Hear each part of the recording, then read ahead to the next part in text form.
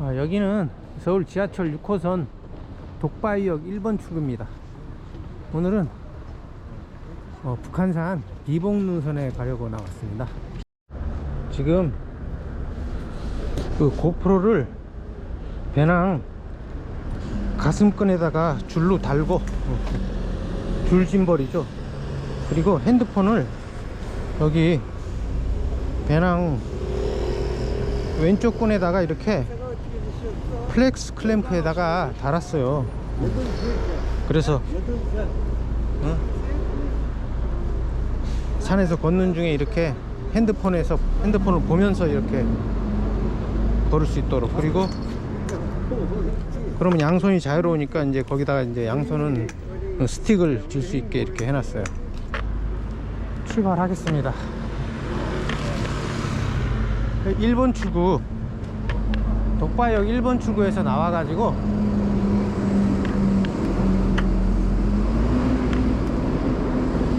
지금은 스틱이 불편하네요. 그냥 스틱 들고 가고, 길 건너편에 보면은 그 이발소 그 빨간 거 파랗게 돌아가는 거, 그거 보이는 데가 저기가 목욕탕인 것 같아요. 여기 건널목 있는데 건널목 건너서 여기가 헬스 사우나네요. 여기가 수양 헬스 사우나. 이게 목욕탕이었는데 코로나로 목욕탕 영업이 안 되니까 헬스 사우나로 이름을 바꿨네요. 여기서 쭉 직진해 가지고 한 300m 올라가요. 이렇게 준비 다 하고 설악산 중청 대피소에 예약까지 했어요. 그런데 우리 어머니가 이제 90이 다 돼 가시는데 내가 설악산에 맨발 걷기 하러 간다니까 미친놈이래요. 그래서 이번에는 힘들 것 같고 여름에 노려봐야겠습니다. 이게 3월 2일부터 5월 15일까지 설악산이 산불 방지 기간이라 가지고 등산로가 폐쇄돼요. 그래서 여름에나 5월 말이나 그 후에 한번 더 노려봐야 될 것 같아요. 그리고 결정적으로 이게 다른 건 다 준비했는데 이 겨울 등산 바지가 없어요. 지금 여름하고 봄가을 거는 있는데 겨울 거는 전에 쓰던 거 다 버리고 지금 없어가지고 뭐 면바지 입고 가기도 그렇고, 지금 추리닝 입고 나왔는데 추리닝 바지 입고 나왔는데 설악산에 추리닝 바지 입고 면바지 입고 가는 거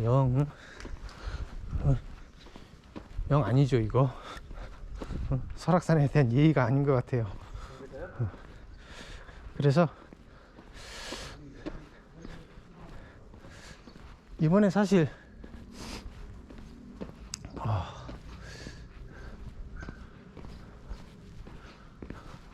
여기서 우회전을 해야 되는데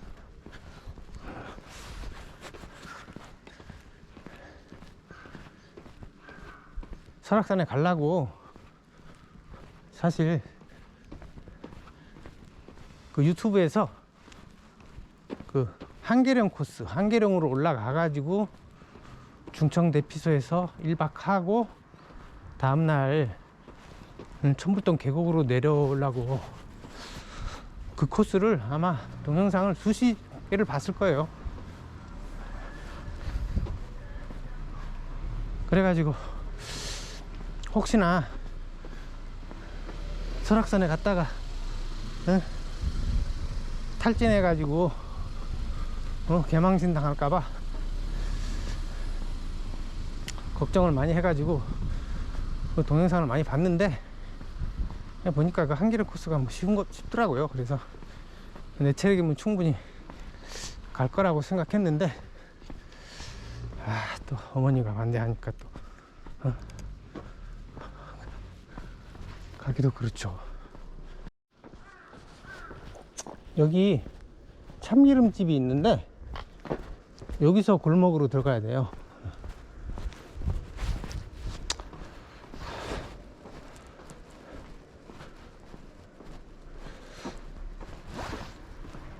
내 체력으로 한계령 코스는 충분히 갈 수 있을 것 같은데 이번엔 여름에 가기로 하고, 그 한계령 코스랑 그 난이도가 비슷한 게 북한산 비봉능선이래요. 그래서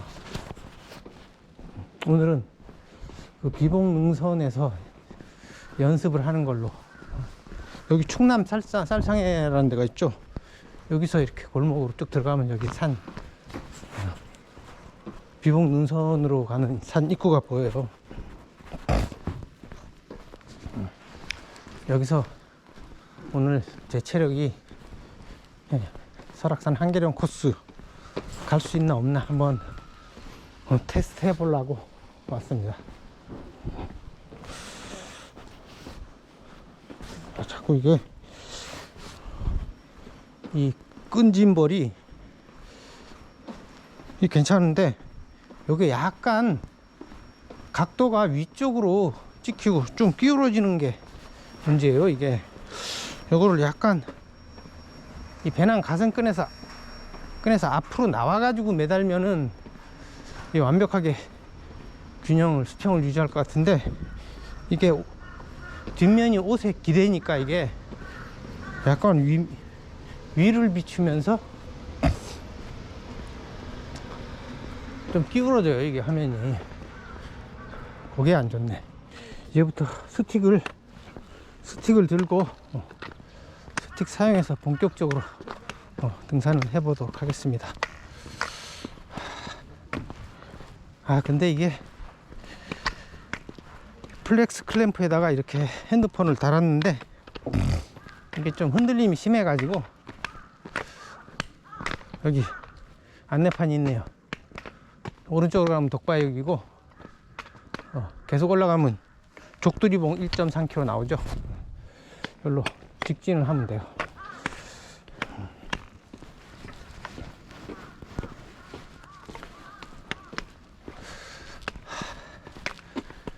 우리 맨발로 철학 채널이 사람들이 재미가 없대요.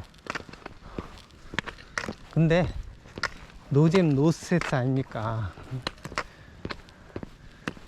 재미는 없어도 스트레스도 없어요. 대신에 이 철학은 있습니다. 역사를 잊은 민족에게는 미래가 없다는 말이 있는데, 이 철학이 없는 민족한테는 노예죠, 노예. 제가 유튜브에서 김창옥 씨 포프리쇼를 되게 좋아하는데, 제가 김창옥 씨 팬이에요. 근데 김창옥 씨 그 포프리쇼를 보면은 이 사람이 아주 그 자기 생생한 체험에서 굉장히 깊숙한 의미를 이끌어내더라고요.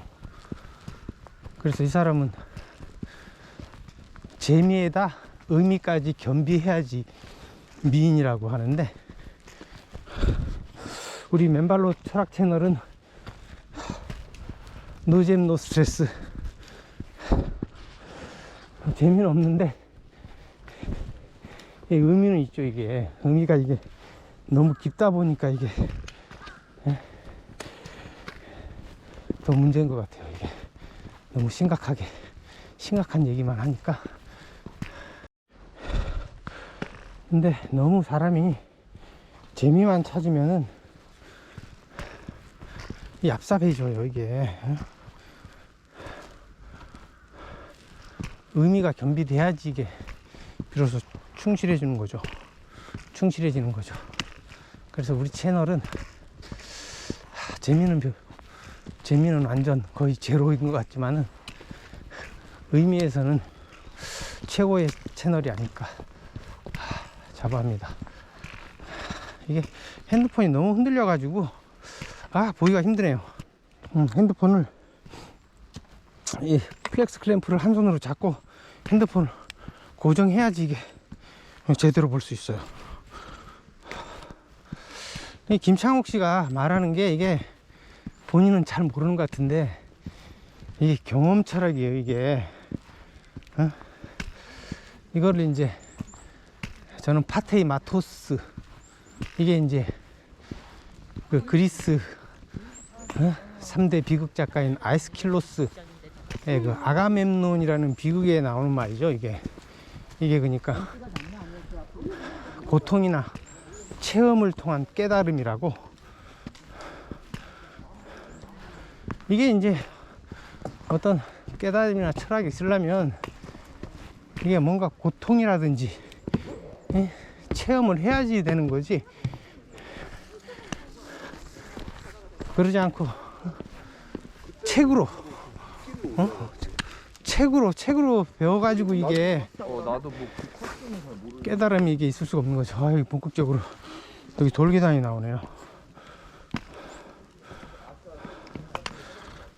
이 파테이 마토스, 즉 고통이나 체험을 통한 깨달음이야말로 저는 이게 진정한 철학이라고 봐요. 그래서 이런 형태의 경험 철학이 아직 없는 것 같아요. 그거를 이제 김창옥 씨는 아직 정리가 안 돼가지고 이게 그냥 대중적인 재미로만 하는 것 같은데 본인이 좀 정리를 할 필요가 있을 것 같아요. 이런 경험 철학, 그 영국 경험 철학 얘기하는 게 아니고, 그 영국 경험 철학의 대표적인 거는 누구야? 흉이죠. 흉이 이제 영국 경험 철학이 내세우는, 자랑하는 철학인데, 여기에 대해서는 제가 이게 결정적으로 잘못됐다는 것을 한번 깨보도록 하겠습니다. 기대해 주시고, 이런 파테이 마토스, 경험이나 고통을 통해서 깨닫는 거, 이게 진정한 철학이고, 저도 이쪽으로 철학을 하나 정립하는 걸 목표로 하고 있어요.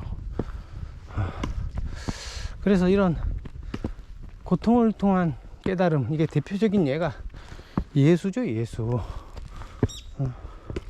예수가 십자가 순환을 통해서 깨닫고, 이걸 통해 가지고 인간이 신이 될 수 있다는 것을 보여준, 이게 신뢰죠. 이게. 그래서 오늘은 이 비봉능선에서 맨발 걷기 하면서 그렇게 이 고통을 통해서 깨달음을 얻은, 이쪽으로 가면 북한산 둘레길이고, 비봉능선으로 가려면 쪽두리봉으로 가야 돼요. 쪽두리봉은 이쪽으로 가야 돼요. 오늘은 그런 파테이 마토스의 또 다른 예를 보여준 그 밀하우젠의 예수 토마스 민처에 대해서 얘기해 보려고 합니다.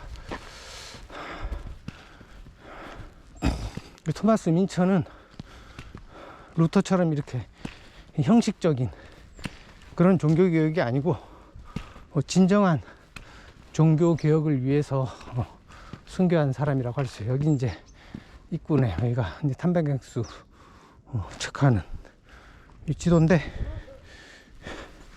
현재 우리 치와 여기 벽바위에서 내려가지고 400m 걸어왔고, 여기서 이제 본격적으로 이제 산행이 시작되는데, 여기서 쪽두리봉으로 가가지고, 쪽두리봉 갈림길로 가서 쪽두리봉으로 한 1.1km 가서 1.4km네. 쪽두리봉으로 가서 이쪽으로 쭉 직진해서 향로봉 쪽으로 가려고 합니다. 향로봉 지나서 비봉 쪽으로. 자, 이제 본격적으로 쪽두리봉으로 올라가는 코스로 접어들었습니다. 전 시간에 제가 종교개혁이 자본의 기획이라고 이렇게 주장했는데, 근데 또 여전히 의문을 갖고 있는 사람들이 있죠.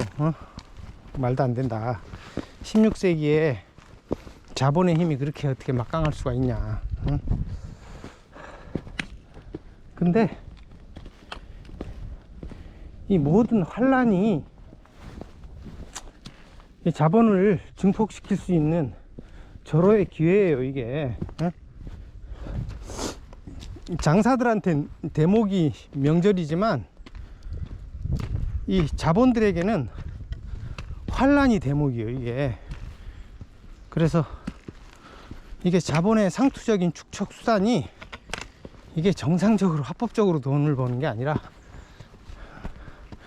바로 전쟁이나 흉년, 경제공황, 대역병, 이런 혼란 상황을 이용해 가지고 그때 이제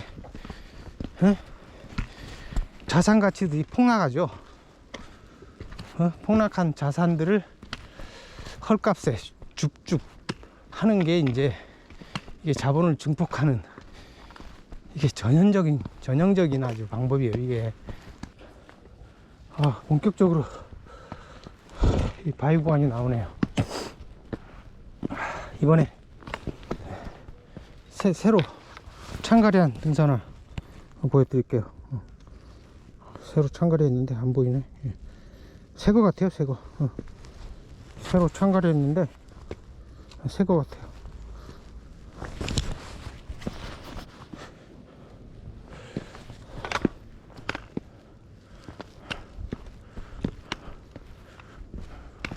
험한 코스에서는 좀 말하는 건 자제하고,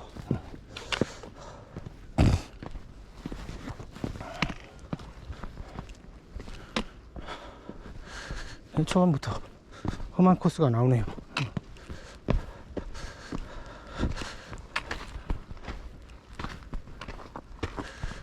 근데 오늘 영하인데, 지금 아침에 영하였는데 완전 봄 날씨예요.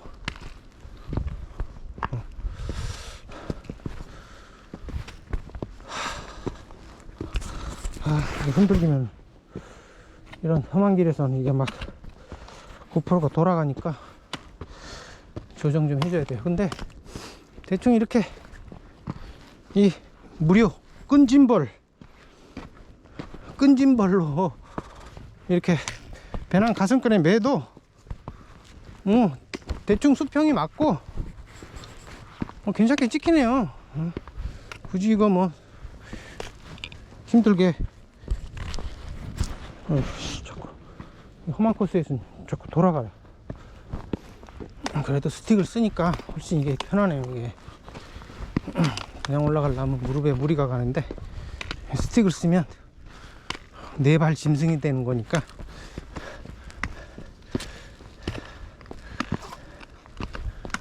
훨씬 편해요.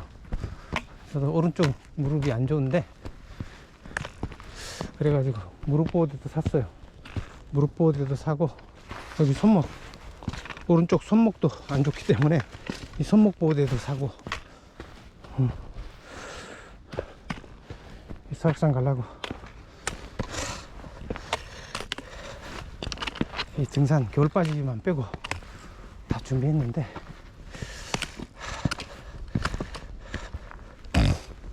여건이 안 좋네요. 그리고 제가 요즘 그 한계령 코스 간 걸 봤는데 눈꽃이 다 녹아 하나도 없더라고요. 그냥 길에만 눈이 있고 나무에는 눈이 하나도 없더라고요. 그래서 분위기가 썰렁하더라고요. 그래서 별로 가고 싶은 생각이 좀 사라지던데, 여기 아직 얼음 있네, 얼음. 오늘 깜빡했고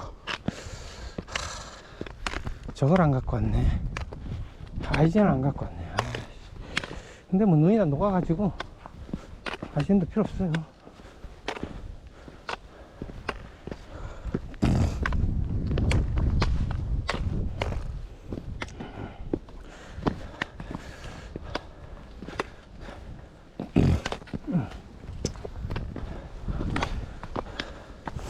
한계령 코스도 뭐 처음에 1.1km 올라가는 길만 경사가 굉장히 급해가지고 힘들고, 나머지는 오르락 내리락 하는 능선이라 별로 힘은 안 들어요. 보니까 이 너덜길이 있어가지고 큰 바위, 날카로운 바위 모서리를 밟고 지나가야 되는 구간이 한 600m 정도 있는데, 근데 계단 빼면 600m도 안 되고, 그것만 좀 힘들고 나머지는 뭐 쉬울 것 같더라고요.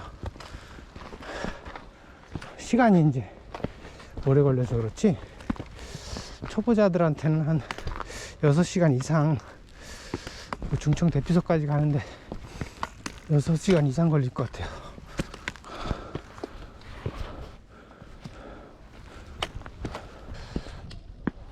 이렇게 자본의 전형적인 축적의 수단이라는 게 이런 환란을 이용해 가지고 폭락한 자산 가치들을 줍줍 파는 게, 이걸 양털깎기라고 하죠. 이거를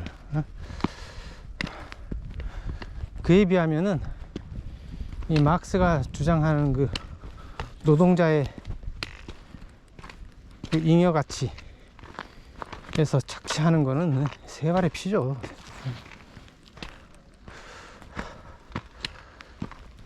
그래서 환란이 닥치면은 이 자본가들은 있는 돈 없는 돈 다 끌어들여 가지고 투자해야 하는 거죠.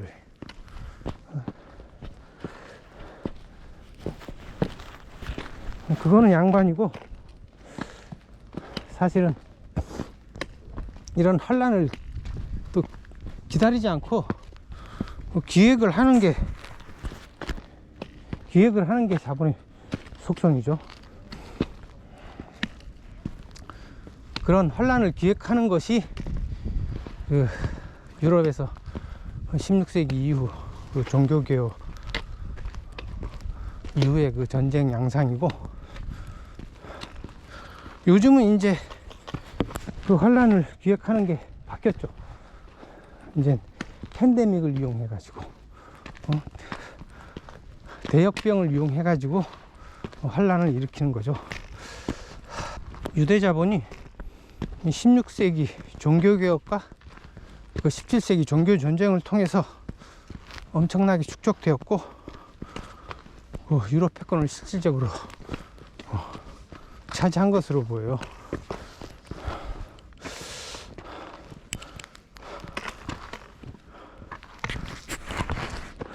유대인들이 16세기 종교개혁 이후에 유럽 세계 주도권을 장악했다는 거를 역사를 조금만 들여다보아도 이게 금방 알 수 있는 사실이요, 사실. 이걸 부정하면 안 돼요. 그래서 전에도 얘기했지만 폴 존슨이 지은 유대인의 역사란 책을 보면은, 유대인은 교회의 독점권을 깨트린 두 가지 동인, 즉 르네상스와 종교개혁의 중심에서 활동했다. 유대인은 발효를 촉진하는 누룩과 같은 존재였다. 인습을 타파하자는 온갖 사건과 동란, 사회적 도전을 보면 예나 지금이나 맨 앞에서 유대인이 서 있다. 단호한 쇄신을 요구하는 모든 곳에서, 정치 변혁을 도모하는 이념에 불이 붙고 실행되는 모든 곳에서 유대인은 지도자였고 지금도 그러하다. 그러니까 폴 존슨은 종교개혁 이전에 이미 르네상스부터 유대인들이 주도했다고 주장해요. 저보다 한술 더 써서 주장하죠. 이게 그러니까 역사를 조금이라도 아는 사람들은 이걸 부정할 수가 없어요. 심지어 1960년대 민권운동이 일어났죠, 미국에서. 거기서 흑인단체 지도자가 유대인이에요. 흑인들은 백인들하고 맞서서 협상을 하기 힘들어서 그렇대나 그래가지고 유대인을 내세웠는데, 요건 제가 전에 분명히 봤는데 지금 보니까 근거를 못 찾았어요. 지금 보고 제가 전에 분명히 봤기 때문에 나중에 달아드리도록 할게요. 그리고 실제로 보니까 그 60년대 민권운동을 주도한 사람들이 유대인들이에요. 배후에서 한 거죠. 배후에서 주동한 거죠. 그러니까 다 알다시피 이제 60년대 민권운동은 마르틴 루터 킹 목사하고 그 다음에 또 누구지? 러스킨하고 이런 흑인들이 앞장섰는데, 뒤에서 돈을 대주고 그 운동을 지도한 사람이 유대인들이에요. 그래서 그 변호사 스탠리 레비슨이라는 사람이 그 돈을 대주고, 그 다음에 그 노조 지도자 스탠리 아로노비치라는 사람이 이제 그 운동을 지도를 했어요. 심지어 그 킹 목사의 그 연설문, 그것도 변호사 스탠리 레비슨이 써줬대요.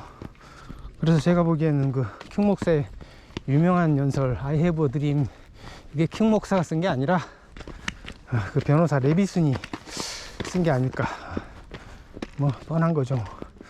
그래서 이 민권운동에서 마르틴 루터 킹 목사는 얼굴마담이고, 사실은 그 뒤에 주도적인 세력은 유대인들이라고 봐야죠. 그래서 당시에 이런 사정을 그 말콤 X는 잘 알고 있어 가지고 그 킹 목사가 주도하는 그 워싱턴 행진을 반대했죠. 반대하고, 또 당시에 많은 흑인들이 우리가 들러리가 아니냐, 그런 소리가 많았어요. 실제로. 그래가지고 그 60년대 그 민권운동을 계기로 해가지고 흑인들이 이제 민주당 지지로 돌았었죠. 민주당은 원래 노예제도에 찬성해가지고 남북전쟁까지 벌인 남부가 원래 민주당의 그 나온 배경인데, 이게 우습게 거꾸로 되어버렸죠. 그래서 그게 이제 이 민권운동을 배경으로 유대인들의 입김이 민주당에 세기 때문에 흑인들이 민주당 지지로 바뀐 거죠. 이게 웃기는 얘기죠.